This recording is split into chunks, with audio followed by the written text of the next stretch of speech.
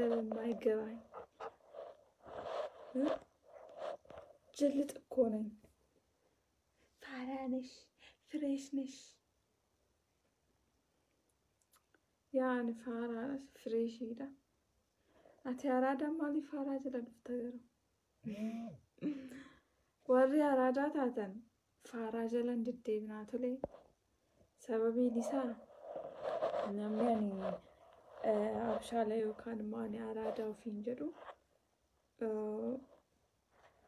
namata faaraa moo isaan gallee jala deddeemuun qabu jechuudha. Maaliif an akkas godha yoo namni tokko faaraadha jedhee yaadu jalaan naqu jechuudha dhiisee deema. So maal akkam akkasinii toofeetanii jechuun na ajajadhaame isin jalaan bulaamiyaan qoyaan gabritti keessan seetanii ani gabritti keessan immoo akkam annaan galu yeroo tokko ani natsaan jira moo hidhaa keessan jira fa'aa ofiin jedha beektanii jechuun ani hidhaa keessan keessa jira moo dhugumaan ani natsaa jira moo akkamidha gaafan taa'ee ilaalu waan isin jalatti gabroomee jiru wayinatti fakkaata malee dhugumaan waan ofii kiyyaaf of bulchaaru natti hin fakkaatu jechuun akkatu natti dhaga'ama. tokkoon keessanii karaa keessanii fi akka feetanuu na ajajuu barbaadan ani maal keessanii jarana irra kadheem jechuun yeroo taa'ee ilaalu an ofii kiyya bilisan qabu jedha beektanii ani bilisa miti moo akkam jechuun abiyyiidhuma saatan qoy nyaadhu jennaan nyaadhamoon kai jennaan kaamo yoo rafi jettan rafa jechuun akkas barbaadan moo akkam gaafan ta'ee ilaalu na ajaa'ibu jira beektanii akkamaa ta'u jechuun akkamaa ta'u bakka ana ammas ni ajajamu na ajajame na ajajadha jechuun akka waan midhaa hoteela wayii dhaqamanii namni waan barbaade maratatee nyaatu fedhii isaatiin akkas na gootan jechuun akkuma isin barbaaddan wayii akkan ta'u jiraami. Akkana ta'ii akkana godhadhu deemii akkana godhadhu deemii fuula dhiqadhu deemii lakkaan guddadheera si ammallee guddanne moo ammallee ani itti gaafatamummaa nama jalaan baane moo akkami waasa lakkaan ofii kiyyaa waa of danda'ee jiraadha yeroo naaf fakkaata lakkaan gabrummaa keessan jala jira jechuudha. Ani badee abbaa koo maaloo nan gobroofsinaa dhugumaa rabbi natsaa nama godhaa meemii bilisa nama godhaa.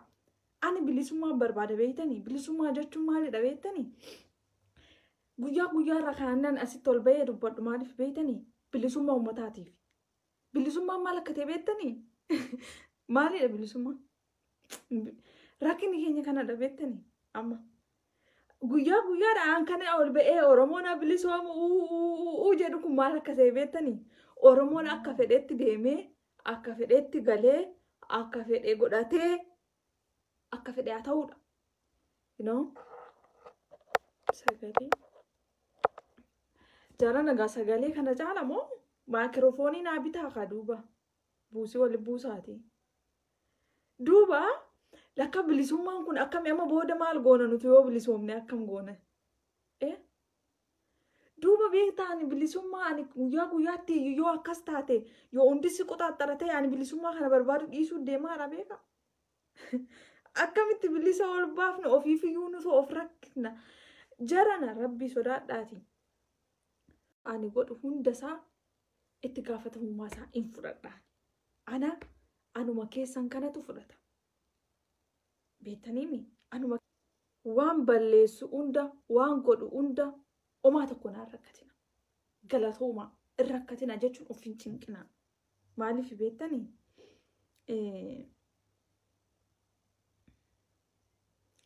Inviting godhu bilbilli asi biyya kana inviting godhan ijoollee waan isaan beeku yaalee dadhabe ilaa akkana isinii haa ta'u laa jechuun hojii isinirra jiru irratti dabaltanii biyya namaa jiraachuudhaan wal qabatee waa'ee biyya keessanii yaaduun wal qabatee ba'aa isa kiyyaa moo ofirratti hin fudhatina. Ani ofiif gaadha jechuun kiyyaa ofiin cinqinaa sirriitti.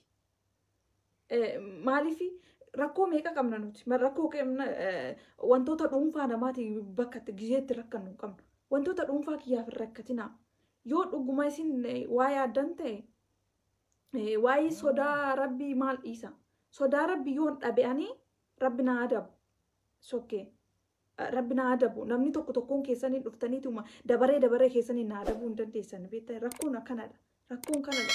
Rakkooni namni tokko asitti woo feetan barreessitanis waan gootaniis akka feetanitti ana adabuu hin dandeessan. Eenyu na adaba beektanii? Rabbi na adaba bakka. Sanniin immoo ani itti fudhadha. Anas obboleessa koos miti, obboleettii koo miti, sis miti. Ana qofittiidha. Garuutiin wanta tokkotu jira. Asirratti ati na laaluun barbaadu taanaan hin dhufini. Filannoo baay'ee qabda. Nama jibbitu tokko arguu dhiisuu fi yookaan nama sana hin jaallatu taanaan arguu dhiisuuf filannoo baay'ee qabda. Filannoo nama sana gadhiisanii deemuu bilook ofirraa gochuu waan barbaadan rakkoo hin qabu suni jechuudha. Garuu ani gabrummaa keessan jala akka hin jirre beekuu qabdan jechuun ani nama guddaa ijoollee xiqqishuu miti. Ani gabrummaa nama tokko jala hin jiru. Ani namni tokko jala hin jiru. Kana jechuun namni tokko na bulchaa hin jiru. Namni tokko na astadaadaraa hin jiru anaan. Ani mootummaan kee ofirratti dhumate. Kan kanarraa darbe rabbi na adaba. Namni tokko na adabuu hin danda'u addunyaa kanarratti. Rabbi qofa na adabuu danda'a. Rabbi qofa gatii kee naa kennuu danda'a jechuudha. Kanaafiyyuu isin ofirra rakkisinaa jechuun kee maalidha beektanii? Amma fakkeenyaaf yeroo waa'ee sabaa yaaduutu jira, waa'ee meeqatu yaaduu jira, waa'ee maatii yaaduu jira, waa'ee biyya ormaa jiraachaa jirra. Kanarratti waa'ee nama dhuunfaa kana hunda cinqamuun nama rakkisu? Waa'ee nama dhuunfaa rakkatina. Namni tokko yeroo kana keessatti immoo nama gorsuun iyyuu nama arrabsuun hin barbaachisaa miti beektaa. Zabana teknooloojiin babal'ate kana keessatti namni waan godhu beeka. Waa'ee amantii isaa, waa'ee maalii isaa, ofii isaati, mataa isaati. Namni hundinuu mataa isaati. Kana mataa isaati. Nama tokko hin galchuu jechuu keeyyaadha. Waa'een kan kee sumaafi. Kanaafiyyuu kana hunda hin rakkatinaa. Keessattuu immoo warri har'aa nama tokko simmi jedhee taa'ee taajjaba beektanii. Rabbiin hin sodaatu jedhan. Obboleessi isaa du'ee garuu waan nama ajaa'ibu keessaa ijoollee irra caalaan akkana jechaa ooltan ijoollee biltiginnaa fa'aa maalidha. Ati gaafa namicha Abiyyi jedhan deeggartu obboleessi kee du'ee bakka garaagaraatti du'e goota koo jettee faarsitu. Ati iyyuu rabbiin sodaannee miire. Of jala laaluun nuyyuu xiqqoo. Ati rabbiin sodaanne mini obboleessi keenya otoo ijoolleen Oromoo nurraa dhumataa jirtu baga jechaa ooltu ati rabbiin sodaattu ka ilma Oromoo du'e ilma namaa lubbuun keessaa bahee baga jettu. Baga jechaa ooltu ati rabbiin sodaattu jalqaba. Deemi ati kana guyyaan otoo haati jechuudha. Haati si deesse haayyoon gurguddoon. Ijoolleen xixiqqoon gaafa dhumtu rabbiin hin sodaanne baga jetteetiin asirraa leelluftu hundi keetii dhuftee rabbiin sodaattu. An rabbiin sodaadha. Hin sodaadha. Maal godhe? Yoo ani immoo rabbiin sodaadhu ta'e rabbi na adabu bakka dhumate. Rabbiin sodaadhu ta'e namni tokko na adabuu hin dandeessan asirraa. Namni tokkittiin keessan na adabuu hin dandeessan. Kan na adabu rabbidha. Mini? Yaa ani adabbii keen fudhadhaa callisaa ka. Jalqaba ati rabbiin si adabee dhiisee hin beektaa. Waa sitti himan immoo. Ani hin beeku. Namni tokko akka waan waraqaa wayii kennamee fi waraqaan ragaa kennamee fi ati wanna gaarii irra jirtaa. Ati rabbi sin tuquu. Jechuun ati bakka gaarii akka gaarii jirta jedhamee waraqaan qulqulluun barraa'ee kennamee fi maatamni itti rukutamee kennamee fi ka godhatu fa'aa argita asirraa. Beeki ganamaarraa bakka bulteen beektuu beeki. Meebii ati shaashii sirra jiruu fi wantoota ooffatte qofti waastinaa sii ta'uu danda'a yoo sitti fakkaate. Sun qofti waastinaa isinii ta'a yoo jettanii yaadaan isinitti fakkaate.